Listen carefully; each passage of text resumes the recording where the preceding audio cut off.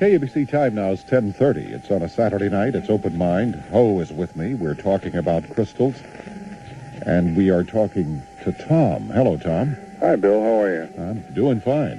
You have a fantastic show. I really like it. Well, thank you, I've Tom. taped up quite a few of them. Question I have is, I have about a 7-pound nickel iron meteorite that's comprised of I think they're nickel iron crystals.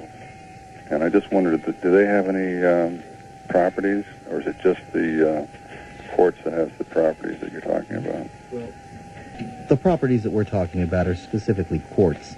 There are definitely other gems and stones and minerals and irons and metals that have different properties. We're really focusing on the quartz. As far as a meteorite goes, if I said to you, well, it carries all the energies of outer space, I don't know if you can work with that, but that's what I'm going to say to you. Well, I put it under my bed a few times. I've had some interesting dreams. So. Whoa. That's, maybe yes. So. I would bet that could happen. Yeah. One other question to Bill. Yeah. Does Grace Coveney still have her tree? I think she does. You know, I haven't talked to Grace in a year, I guess. I went out to... I did see it. It was quite interesting. The tree is... for those who don't know, Grace Coveney is a delightful lady. She's been on the show a couple of times. She's a psychic lady. And I guess it's 8 or 9 years ago now, she went down and got a Christmas tree, like we all do at Christmas time, with the little crossboards on the bottom of it, and set it up on the little crossboards, didn't have the little water thing underneath it. And it refused to stop smelling nice, and it refused to die. And it's been there for years. Maybe there's a crystal inside it somewhere. I don't know. What an interesting thought, though. But the Christmas tree, I think, is still there. And they've had all kinds of people trying to say that Grace is changing the Christmas tree around. And, of course, she's not going to do that at all. No. She's had some marvelous experiences with it. I have been there. I have seen the tree. I saw it when it had been there about 5 years, and it was still there. The outer needles were getting a little dry and brown, but they were soft. It's still fragrant, too. And it's still fragrant. Yeah. And I doubt if she is squirting something on it to make it fragrant. In fact, I can just tell you she's not. After 5 years, I couldn't think of anything she could squirt on it that would make it... So it's another one of those amazing things that can't be done, but nevertheless it is. She's out in Calabasas. That's right. Grace Coveney. Well, thanks a lot, Bill. I appreciate it. And your guest. All right. Thank you, Tom. Good night. Appreciate the call. Bye-bye. And we have Barbara. Hi. Hi, Bill. How are you? Fine, thank you. How are you and Hope? So far, so good, except for Howard. Oh. Howard and his crystal. Okay. We're working on it, Howard. Yeah. Bill, I heard you mention that your wife wears a crystal necklace. Yes. And I was just wondering, does it produce any special kind of energy while wearing it? And I guess it must be of the quartz crystal. Oh, it is a quartz crystal. It's a pendant, really. Yeah. That Dale Walker gave her. Mm-hmm. And she has a lot of energy. But then again, she always has had a lot of energy. Yeah. I cannot say. You'd have to talk to Evelyn if she has experienced. She hasn't really related that it did anything unusual. She just loves it, other than get rid of her wart. Yeah. I remember years ago, I had a beautiful crystal necklace. At first, I only bought it because it was so pretty and it had so many colors, you know, that used to bounce off it. I'm sorry now that I hear about these crystals that I never did keep that crystal necklace, but I was just wondering, I know recently I saw crystal necklaces in one of the stores, and if my memory serves me right, I believe they said it came from Austria. Now, would that have to be a special kind of crystal, or could it have been lead crystal? No, if it was an Austrian crystal, it was lead crystal or glass. Oh, lead? Austrian crystal, lead crystal, Vienna crystal. They sell it now as melted quartz, anything to get it off the shelves. It's not quartz. It is glass, and it has lead in it. And what happens is that the body doesn't want lead on it. It doesn't really want glass on it, and that weakens the energy field or the aura.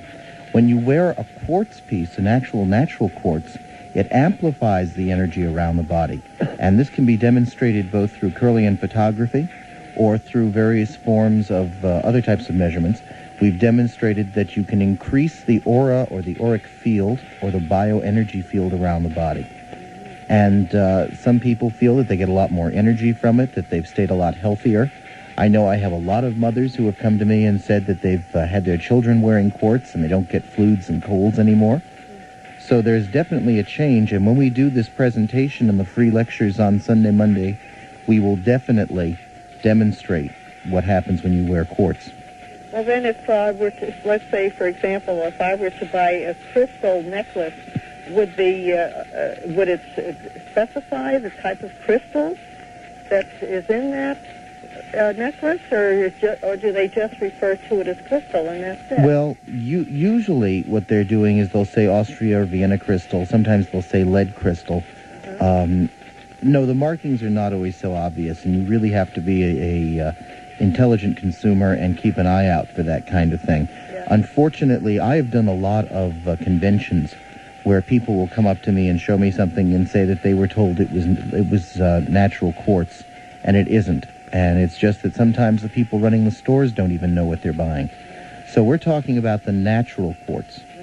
So then crystal actually is never made of glass. It's glass, I guess, all by itself is also not a mineral, or is it? Well, glass is sand, and there's some lead in there, and they mix it all together so that you have more control over it. It's I'm not a scientist, and I'm not going to pretend to be. I'm not going to sit up here and pretend that I am, nor do I want to try and sit up here and throw out chemical formulas that nobody can understand. Yeah. But just understand that glass is a man-made thing, and it's not a natural quartz at all. Doesn't come out of the earth. Not the way we get it. No. Yeah. Well, then when they speak of crystal, you know, the wine glasses and all, they always seem to mention lead, and I suppose lead crystal is supposed to be fine. Well, that's because, you see, there used to be a time long ago where the ancient glasses and goblets and things were actually made out of natural quartz and called crystal. But now they call it crystal the way some fast food places call it beef. It looks like beef, or it looks like crystal, but it's not. It's glass, and glass is definitely a weakening on the body. You know how It's great to drink from. Yeah, but you don't want to wear it. What's that? You want to? You don't want to wear glass. But you can drink for it, he said. Yes. You know how I happened to be at your place in the valley, I guess maybe several years ago, and I did buy 3 small crystals, and I did everything that, you know, they said to do about, and what you mentioned tonight about filling 2 glasses of water and keeping them separate, you know, at least 6 feet apart or thereabouts. And I didn't notice anything different about it. And then about the water, the one that had the crystal in it. And also, I put them in the refrigerator. I tested it that way, and nothing happened. And now that you mention it, you know, I think I put 2 little crystals in the refrigerator, and I guess I forgot about them. They must still be there, because I have 1 in front of me, and I know I bought 3. You know, when we were starting, it was very confusing for people, especially, you know, when we go back, we started off by taking our crystals into some of the psychic fairs and expos. And most people know that most average people think a psychic is crazy. Well, the psychics thought we were crazy, and it was 3 months before anybody would come near our table and say, "What the heck are you guys doing with those rocks?" So then slowly people got interested, and there was a lot of confusion. We had one lady who called us up, and I do believe that she was very sincere in wanting to have this happen, but she called us up and she said, "I did everything you said and it didn't work. I put my fingers in the water and they both felt the same." And so we had to explain to her, no, you're supposed to drink the water, taste it, smell it. Yeah, well, that's what I did. Right, so you see, it's just a question of getting it right. But what we've done is we've been doing this now for 5 years, and most people have seen the difference.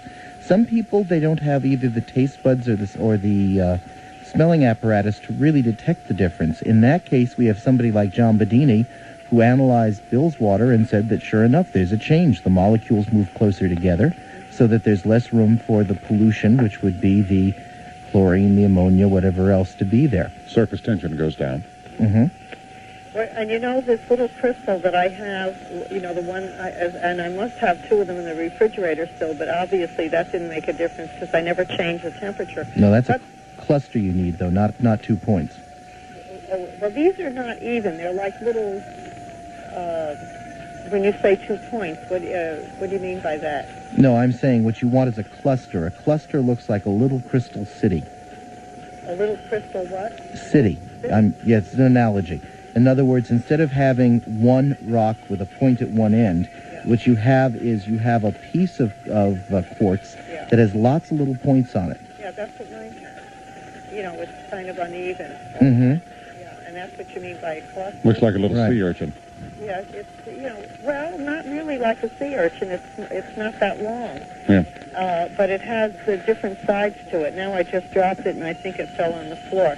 But I know it isn't clear looking like you would expect just from the word crystal to be very clear. Well, most crystals aren't really clear. They're milky, and they've got little things in them, and those clusters usually are not. They're kind of white and pretty and all Right. of that sort of stuff. Yeah. I hope all this helped you, Barbara. Okay, Bill. All right. Thank you so much. Thank I you. enjoy your program. I enjoy having you aboard. Thank you a lot. It's Open Mind. Yes. Ho is with me on a Saturday night on Talk Radio 79 KABC.